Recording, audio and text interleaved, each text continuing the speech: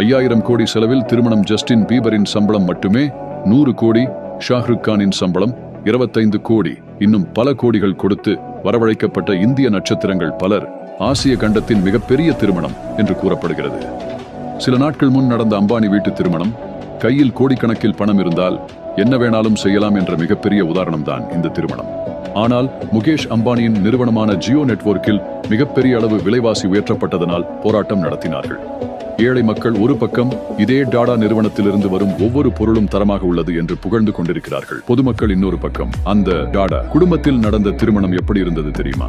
திருமணத்தில் ராட்டன் டாடாவையும் சேர்த்தே வெறும் 6 நபர்கள் தான். தன்னிடம் இருந்த லட்சக்கணக்கான கோழியும் தர்மம் செய்த ராட்டன் டாடா தன்னுடைய கடைசி காலத்தில் ஏதோ ஒரு கிராமத்தில் ஒரு சிறிய வீட்டில் வாழ்ந்து நம்மை விட்டு பிரிந்து சென்று விட்டார். அந்த மாமனிதர் அப்படிப்பட்டவரை பற்றி நீங்கள் என்ன நினைக்கிறீர்கள் என்பதை கமெண்டில் கூறுங்கள். மற்றும் இதனை போன்ற தினம் ஒரு விஷயத்தை தெரிந்து கொள்ள என்னை பின்தொடருங்கள்.